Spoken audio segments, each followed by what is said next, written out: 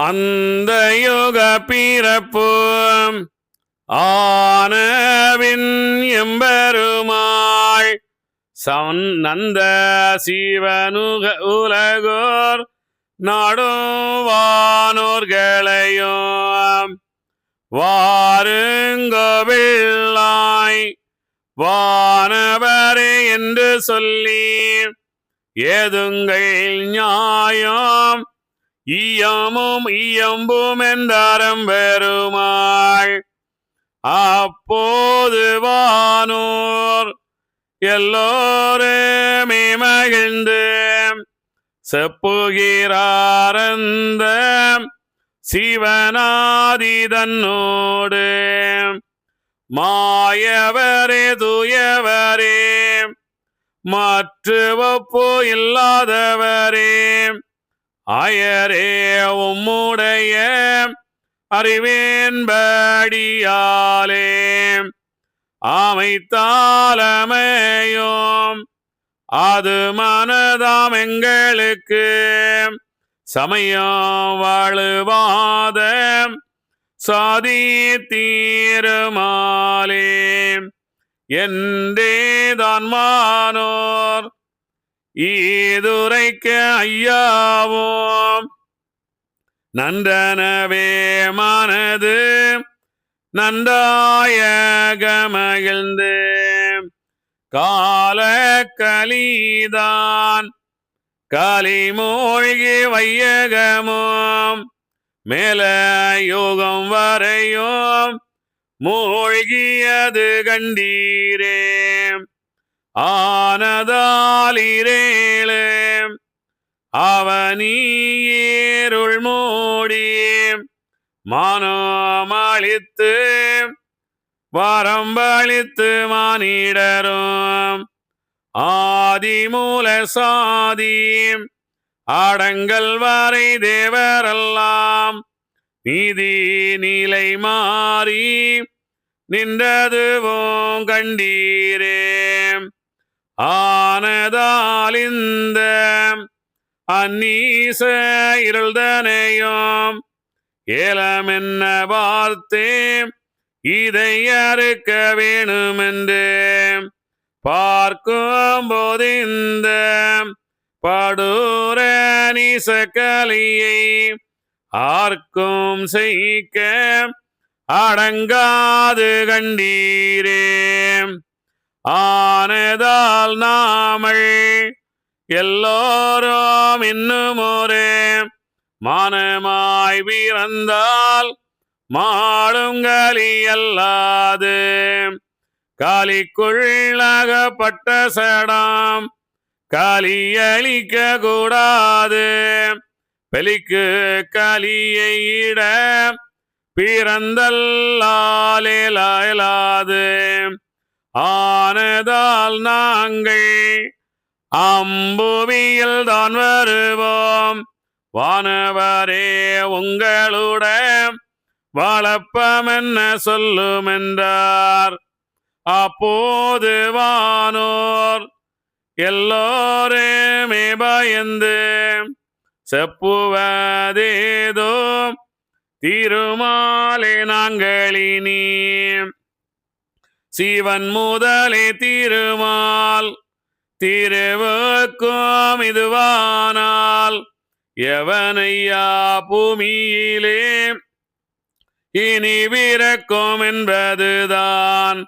ஆனதால் விண்ணும் ஆடியார்க்கு ஒரு விதனாம் இனமே கண்டு இறங்குதையா எங்கள் மனம் அவ்விதத்தை சொல்வோம் ஆடியார்க்கு என்னபடி எவ்விதத்திலேயும்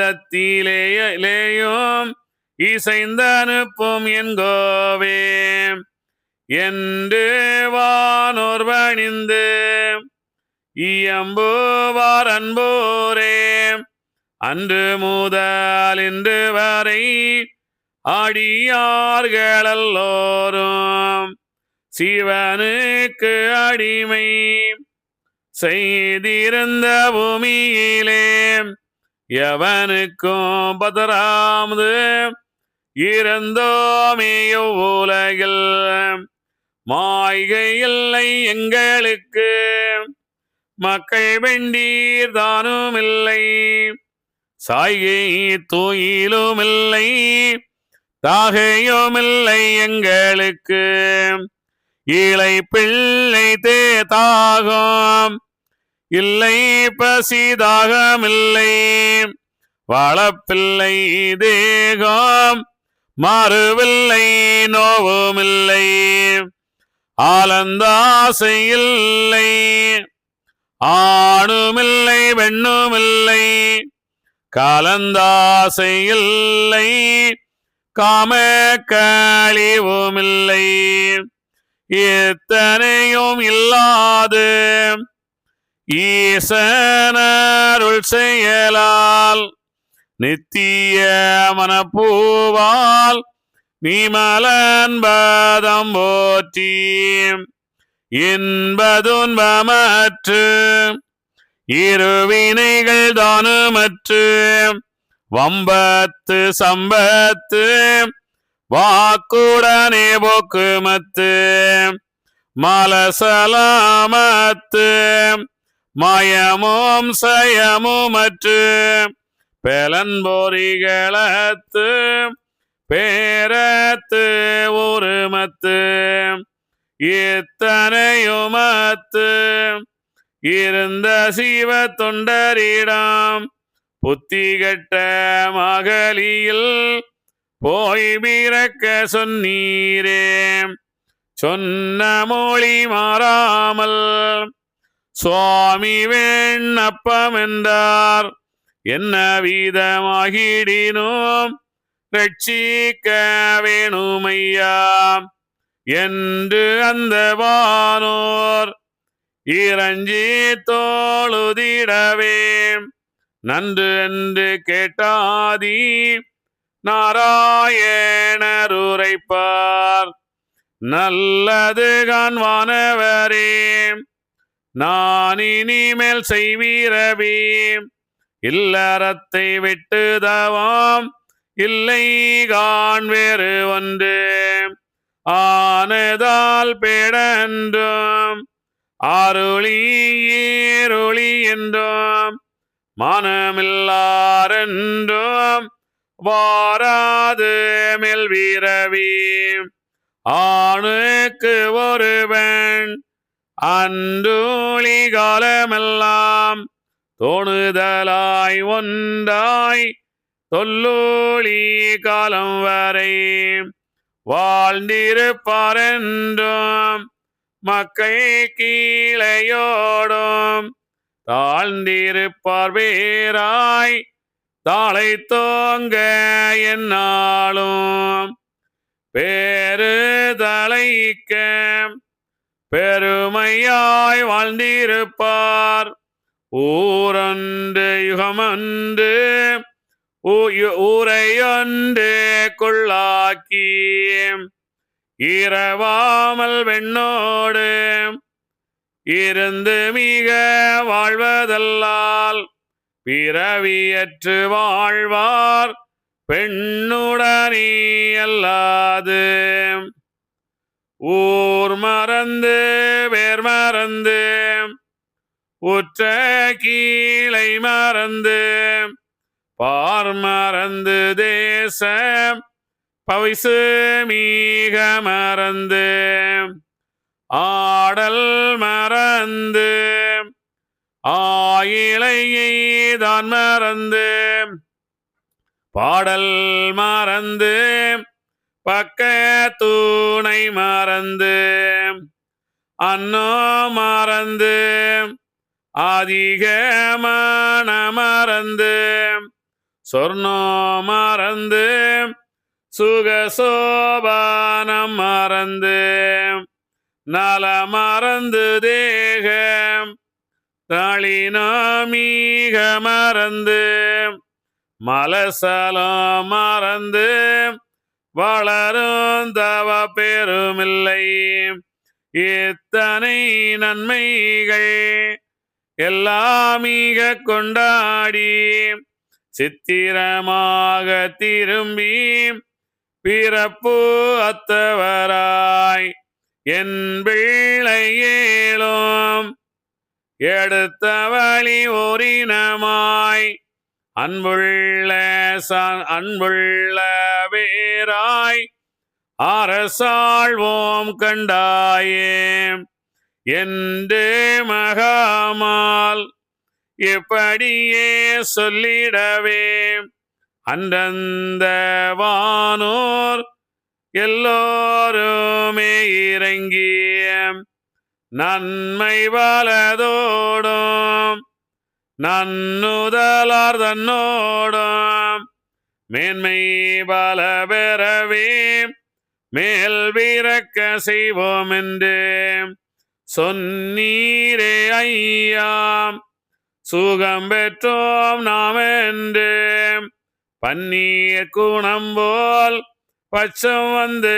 வானோர்கள் ஆதியே எங்களையும் ஆதியில் அமைக்க வேணும் என்று சோதியே என்று தொழுதி நின்றார் வானோர்கள் நல்லது தான் என்று நாட்டமுற்று எம்பெருமாள் வல்ல மக்களான வாய்த்த சாணார் கோலத்தில் ஏழு மகவின் ஏற்றவானோர் வழியில் மாளு வந்தாலும் அதிலே மாறாய் வீரக்கவென்றும் நாராயணர் புவியில் நல்ல மக்கள் வரையும் சீராக வந்தேற்று செய்த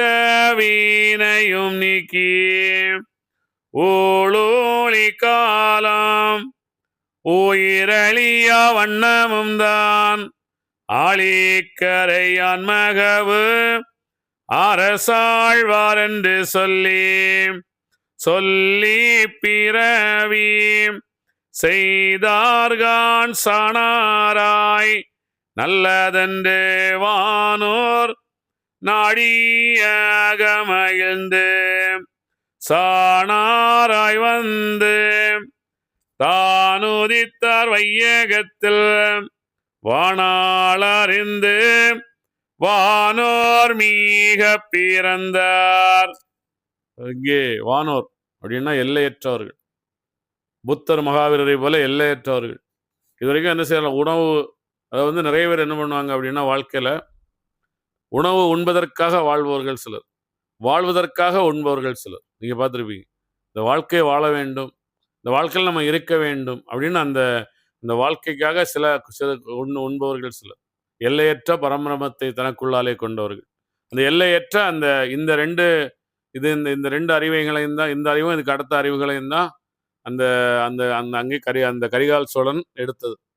அவர்கள் அந்த குட்டையில் மண்ணெடுக்க போட மாட்டேன் என்று சொன்னதுனால். இதெல்லாம் நம்ம பார்த்தோம்னா நிறைய விஷயம். இது யாருக்கு நடக்கின்றது?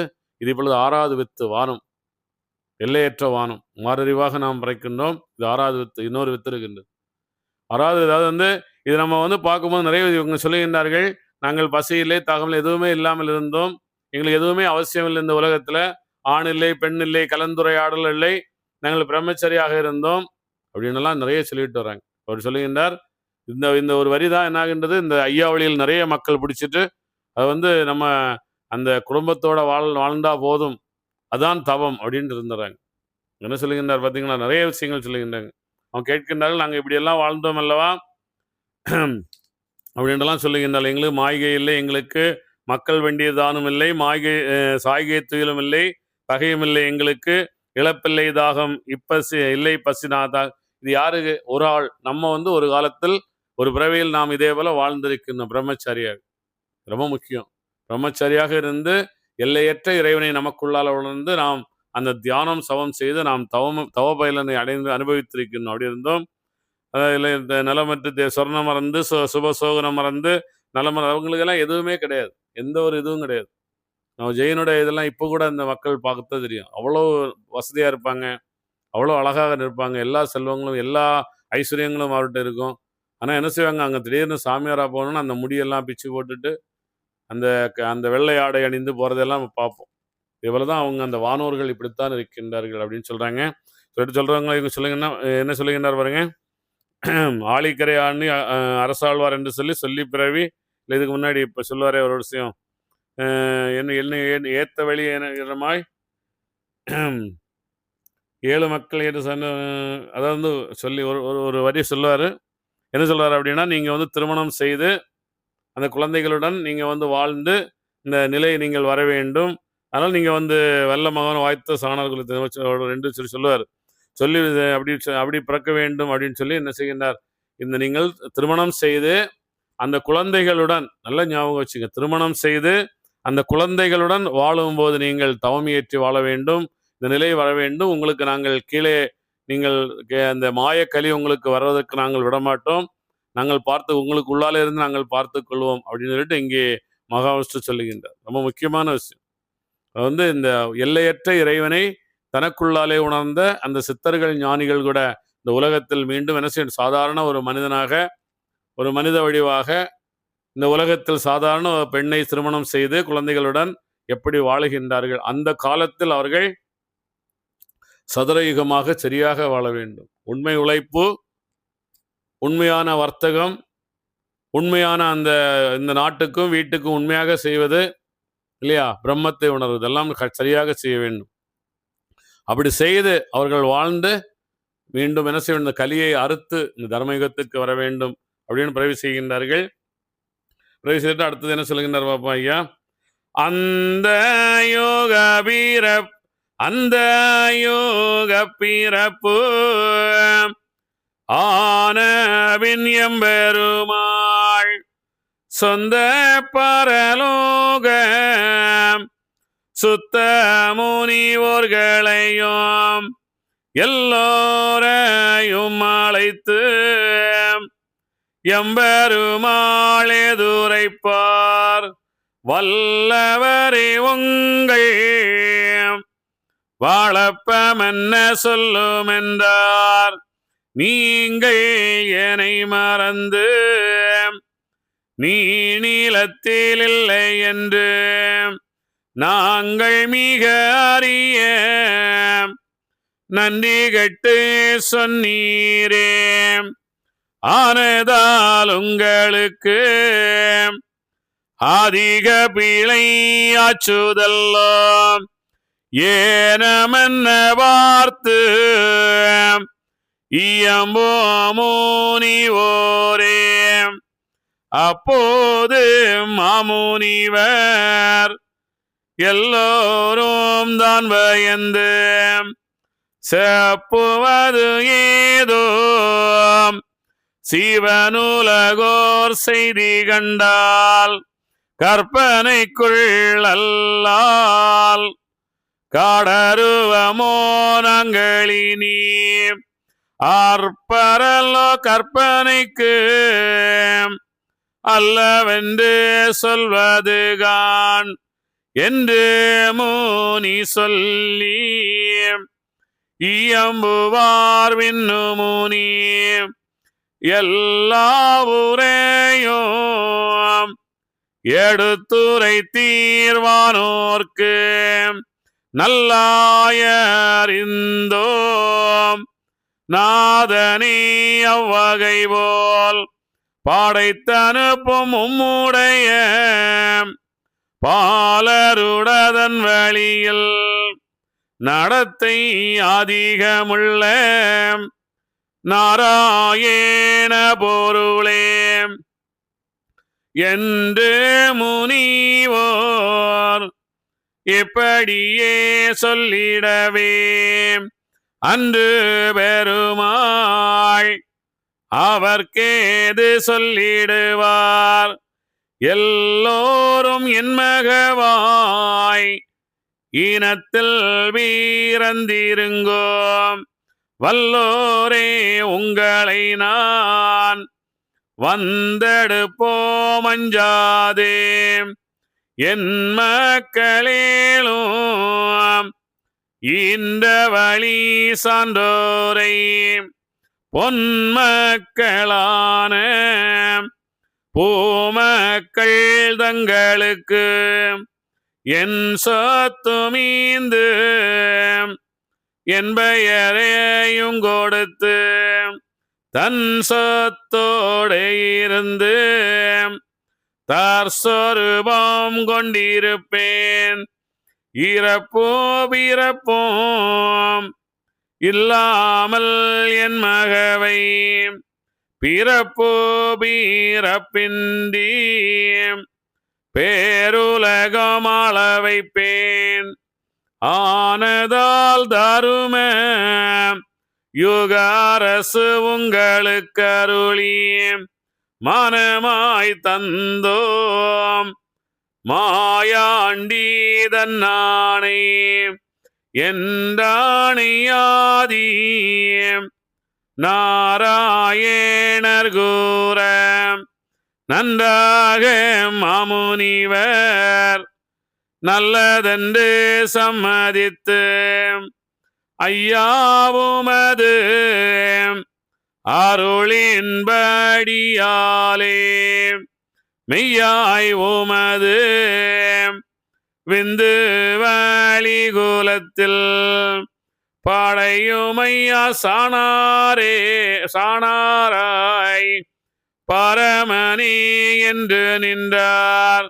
சடையும் அணிந்த முனி தாமுரைக்க ஐயாவும் நல்லது காண்பீளாய் நாடுவதுதான் கருமாம் வல்லவரே சான்றோர் வழியில் உங்கள் தன்னீனத்தில் பிறக்கபுவென்று பெருமுனிவரை அனுப்பி சிறக்க சிவனோடு செப்புவாரம் பெருமாள். இங்கே அந்த சொந்த யுகத்தில் உள்ள அந்த நாராயணராக வாழ்ந்து கொண்டிருக்கின்ற நாராயணராக ஐம்புலன்களில் பள்ளி கொண்டு வாழ்ந்து கொண்டிருக்கின்ற நல்ல உள்ளத்தில் வாழ்ந்து கொண்டிருக்கின்ற அந்த சான்று அவர்கள்தான் என்ன செய்கின்றார்கள். அங்கே விஷ்ணு என்ன செய்கின்ற அவர்கள்தான் இந்த ஐம்புலன்களில் அந்த விஷ்ணுவுடன் விஷ்ணுவாக வாழ்ந்து கொண்டிருப்பவர்களே விஷ்ணு அங்கே கண்ணனாக அவதாரம் எடுத்து அங்கே அந்த உறக்க மெய்ஞான ஒளியில் இருக்கின்றார் என்று சொல்லுகின்றார்கள். அதனால் அவர்கள் நீங்கள் பிறக்க வேண்டும், நீங்களும் இந்த உலகத்தில் பிறக்க வேண்டும்.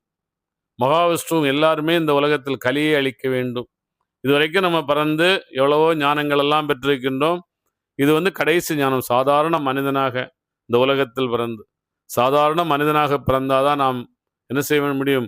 அந்த கை தட்டும் பொழுதில் கண் சிமிட்டும் நேரத்தில் நாம் 7 யுகங்களை கடந்து அந்த தமோகுணம் ரஜோகுணம் சத்துவகுணம் என்ற அந்த கடைசியாக மீண்டும் 3 யுகங்களை கடந்து நாம் அந்த தர்மயுகம் என்ற அந்த 10வது அவதாரம் வந்து விடலாம். இது கைதட்டும் பொழுதில் கண் சிமிட்டும் நேரத்தில் நாம் ஒவ்வொன்றாக வந்து விடலாம்.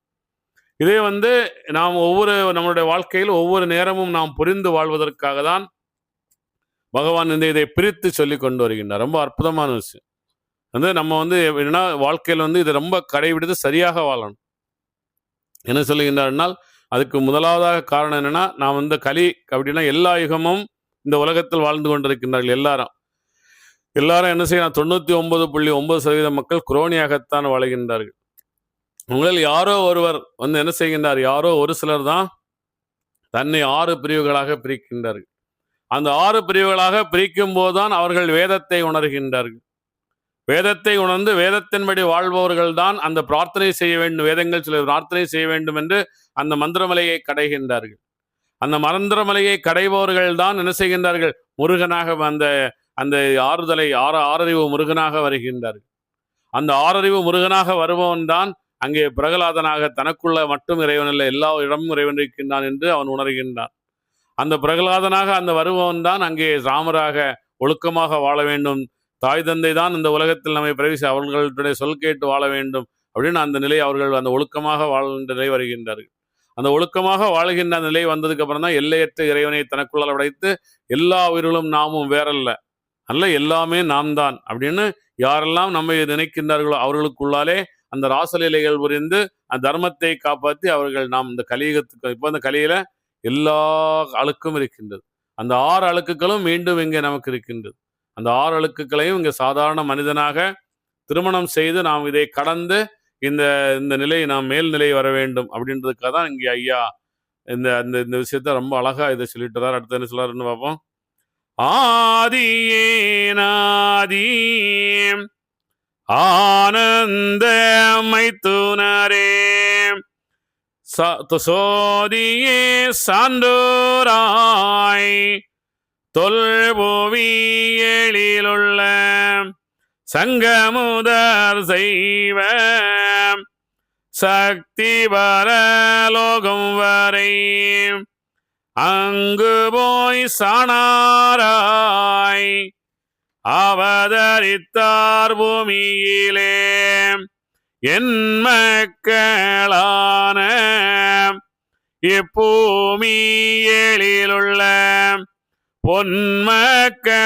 பொன்மக்களெல்லாம் பொறுமையுள்ள சாணாராய் பிறந்தார் பூவிதனிலே புகழுமையா நம்மள் செய்தேன் காலிக்குள்ளகப்பட்டோர் கடந்து கரையேறவென்றால் வலிக்கு வலிவான வகையல்லோ வேணுமையா தீட்டுக்குள் சென்றால் திரும்ப கூலியாமல் வீட்டுக்குள் போவாரோ மேதினியோர் நாம் அறிய இனிமேல் செய்தி இன்னதென்று ஈஸ்வரரே கனியான மைத்துனரே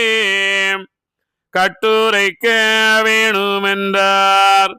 அப்போது ஈசர் அச்சுதரை தான் பார்த்து செப்புவது நமறியோம் செய்கருமங்கே அல்லால் நம்மோடு சொல்ல நாரணரே நியாயமில்லை தம்மோடு சொன்ன சத்தியத்தின்படியே நடத்தும் நிரண்டு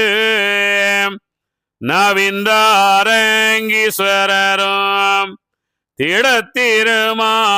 திடத்திருமாலோனோர் செப்புவார் பின்னாலே யுகமும் நீசன் இனகுலமும் நாம் அளித்து செவ்வுகற்ற நம்மனுவோர் சிறந்த தர்மதாரணியும் புது யுகம் புது வீரட்சம் புது மனு புது நினைவு நெதிவு சற்றுமில்லாது நின்றிலங்கும் தன்பதியும் புதுவாயோ புதுவருணன் புது முகில் புதுமதியும் புது மிருகம் புது பறவை புது ஊர்வனங்கள் முதல் தாருமயுகத்துக்கு தானேற்ற வஸ்துவெல்லாம் நன்மையினி திட்டித்து வைத்திடவோ வேணுமல்லோ எப்படியே நியாயம் இருப்பதுவும் அல்லாது முப்படித்தானுள்ள முறைகேளோம் ஈஸ்வரரே.